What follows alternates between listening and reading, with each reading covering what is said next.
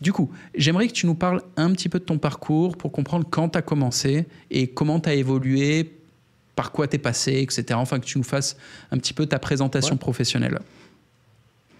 Ouais, avec plaisir. Moi, j'ai commencé à m'intéresser au business en ligne, c'était en 2009, via un gars qui est toujours dans le game, d'ailleurs, que tu dois sûrement connaître. Enfin, son nom passe partout pour diverses raisons. Mais c'était via Jean Rivière, je me souviens à l'époque. Ah ouais, à Je pense. l'époque, à l'ancienne. Ouais, à l'époque, en 2009. Hein. Et c'était un truc qui m'était toujours un peu resté en tête, tu vois, le business en ligne, etc. Bon, ça m'intéressait, j'ai acheté des formations comme tout le monde et je suis jamais passé à l'action. Et bon, fast forward 2015, je suis chez Carrefour, donc j'ai le parcours classique, tu vois, c'est-à-dire le parcours qui rassure les parents, obtention du bac, école du commerce, un diplôme, un job dans une grosse boîte avec un salaire Et c'est super toi pour qui, un mec qui vient d'avoir un diplôme. Ouais. c'est toi qui offrais les tranches de saucisson gratuites, qui était là. Eh, allez, opération spéciale, le cochonou. Non, non, non, non, j'étais au siège social de Carrefour. J'étais responsable merchandising. Et le travail est aussi passionnant que le titre. Bon, je ne vais pas expliquer ce que c'est parce qu'on s'en fout.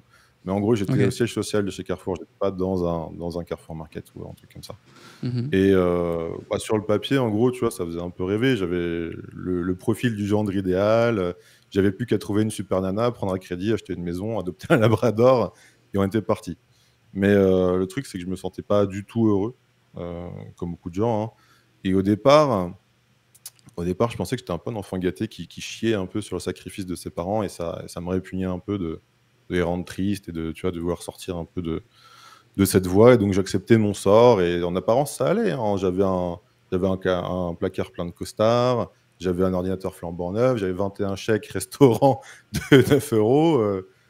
Sur le papier, ça va. Mais la vérité, c'est que bah, je me plaisais pas du tout, je m'intégrais pas du tout dans le salariat, dans la vie corporate. Et bah, en septembre 2015, j'ai pété un câble. J'ai posé ma démission et 2 mois, 3 mois après, je suis parti au Brésil. Et c'est là que j'ai commencé à m'intéresser au media buying, etc. C'est là que j'ai commencé à me former.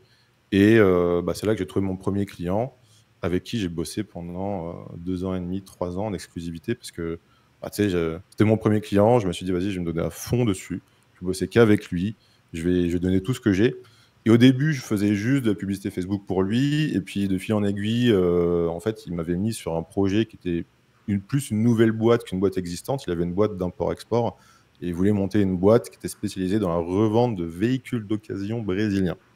Donc, en gros, des véhicules de plus de 30 ans qui sont introuvables sur d'autres continents, notamment aux US, en France, en Australie, et nous, on a beaucoup ici parce que les productions étaient plus élevées.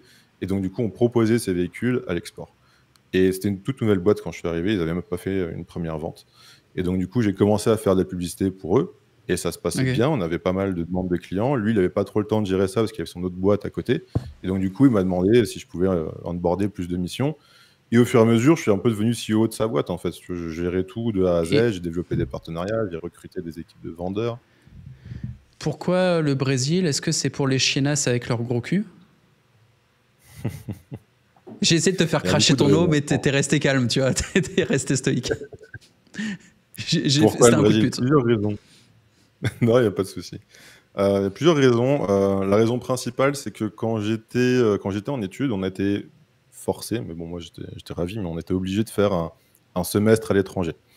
Et j'ai beaucoup de potes qui sont allés en Amérique latine et j'aurais bien voulu les suivre, sauf que moi j'étais un connard. J'ai choisi de faire allemand LV2 au lieu d'espagnol comme tout le monde. Donc du coup, j'ai pas pu aller en Amérique latine. Et j'ai tous mes potes qui sont revenus, ils avaient des étoiles dans les yeux, ils étaient en mode mec, c'est trop bien, il faut absolument que tu y Ouais, c'est ailles, cool c'est le Brésil, incroyable, ouais. machin. Et c'était toujours resté dans ma tête, sauf que je me suis dit, bon, bah, un jour, j'irai faire du tourisme en Amérique latine, mais ils ne parlent pas un mot d'anglais et il faut que j'apprenne l'espagnol ou le portugais, en l'occurrence, pour le Brésil. Il Et parle pas bon, un mot apprendre une nouvelle d'espagnol, langue hein. pour faire du tourisme, un peu la flemme, quoi. Donc, du coup, c'était toujours resté un peu dans ma tête.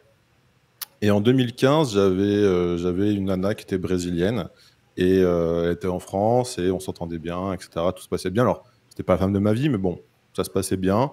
Et elle est partie au Brésil. Et moi, bah, j'avais posé ma démission. J'avais toujours eu envie d'aller en Amérique latine. J'avais quelqu'un sur place qui pouvait m'aider pour tout ce qui est langue, procédure, etc. J'avais un peu d'argent de côté. Donc, je me suis dit, mec, j'étais jeune, tu vois, j'avais 22, 23 ans. Je me dis, c'est maintenant ou jamais, tu vois, genre, si tu veux y aller, c'est tout de suite. Donc, j'ai pris mes bagages et je me suis cassé. Voilà. 2 trucs. Matrix et Suivre la femme. On va commencer par Matrix.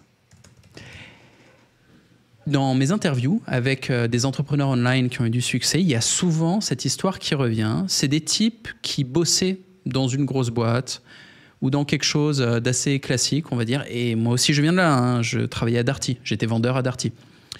Et on s'est barré à un moment ou un autre, alors que ça se passait bien. T'es pas en train de cracher sur Carrefour. Et j'ai eu une bonne expérience chez Darty. Le dernier gars avec qui je discute, là, qui bosse sur TikTok, il bossait sur de l'import-export, je sais pas quoi, à Dubaï. Il a aucun mot négatif à dire sur son expérience professionnelle. On n'était même pas mécontents. Et on est parti nous-mêmes. Ça veut dire que le patron était toujours content de nous et il n'était pas spécialement content qu'on se casse. Mais pourtant, on a dû partir parce que il y a un truc qui nous allait pas. Les perspectives étaient limitées. On n'était pas libre. On est parti se libérer. C'est un peu comme tu vois, dans le film Matrix, tu te libères. L'opportunité se trouve dans la prise de risque. Si tu restes dans un boulot de salariat, oui, tu peux te faire augmenter de 40% au bout de 5 ans peut-être, mais c'est pas ça la vie, quoi. Rencontrer des gens, voyager, être créatif, se réveiller le matin en se disant tiens, aujourd'hui je vais faire ça, tu vois, en partant dans des aventures à chaque fois qu'on en a envie. C'est des aventures entrepreneuriales, mais c'est des aventures. Et des fois, ça te mène dans des vraies aventures. Ça te fait changer de pays, ça te fait rencontrer des gens que tu es ultra heureux de rencontrer, qui sont très stimulants intellectuellement. Et ça te fait tester plein de nouvelles choses. Tu apprends des nouvelles compétences, tu apprends des nouveaux mécanismes, tu deviens spécialement bon dans ton domaine par question de survie. Ben, on est nombreux, en fait, chez les entrepreneurs en ligne. À un moment, tout allait bien. Et sans envoyer chier, on est parti. On est parti poliment, on est parti en serrant la main et de manière correcte. J'ai pas des histoires de gars qui sont partis en montrant leur bite. Si, à l'époque de DBL, il y en avait un qui était parti en faisant n'importe quoi. Spoiler alerte, son aventure entrepreneuriale s'est pas très bien passée. Donc c'est pas un truc à faire. Partez pas de votre boulot en faisant l'hélicoptère avec votre bite le dernier jour en disant fuck everyone. Non, c'est pas la question. On se casse pas pour une crise d'adolescence rebelle. On dit au revoir poliment, on dit merci et on part à l'aventure en faisant de son mieux. On reste positif et travailleur. Donc ça, c'est un premier truc qui est récurrent, que je le vois à chaque fois. Et l'autre truc, c'est suivre la femme. Pour ceux qui ont du mal à s'expatrier, c'est un truc pas mal. Draguer des étrangères sur place en France. Ne draguer que ça. Et à un moment, vous allez tomber sur une nationalité intéressante. Moi, j'ai rencontré une Russe en Inde et c'est elle qui m'a après emmené en Russie. Enfin, c'est moi qui l'ai suivie, mais je veux dire... on écoute toujours sa bite. À un moment ou un autre, ta brésilienne, elle devait être mignonne et ça a dû te motiver. Tu t'es dit, je parle pas la langue, mais il y a son petit cul qui m'attend. J'y vais, c'est parti. Ça motive, tu vois. T'as un petit truc. Le soir, tu te couches, t'y penses. Voilà, t'y penses. Non, mais il suffit d'un petit truc de motivation, mais tant que ça te pousse du bon côté et que tu pars derrière vivre ton aventure, que quand t'es isolé dans un pays et que tu fais du business en ligne, au final, t'as plus de potes. Tu connais pas le lieu, tu sais pas quoi faire, donc t'es focus. Tu fais que bosser. C'est très très bien hein, de s'expatrier quand on fait du business en ligne, parce que on est concentré sur son travail. On fait pas des soirées avec les copains ou je sais pas quoi. On peut même pas parler aux gens dans la rue. On peut pas tant se faire d'amis que ça. Non, on fait le taf. Une fois qu'on est confort, tu vois, on prend le temps, on apprend la langue et tout. Ouais. Donc c'est pas mal. Et j'aimerais faire la transition vers ton activité actuelle.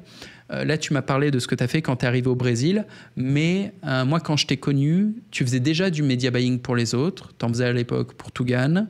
Dans ton CV, apparemment, tu as bossé avec Yomi également. J'imagine que tu as bossé avec des infopreneurs que tout le monde connaît, genre les gros du game français.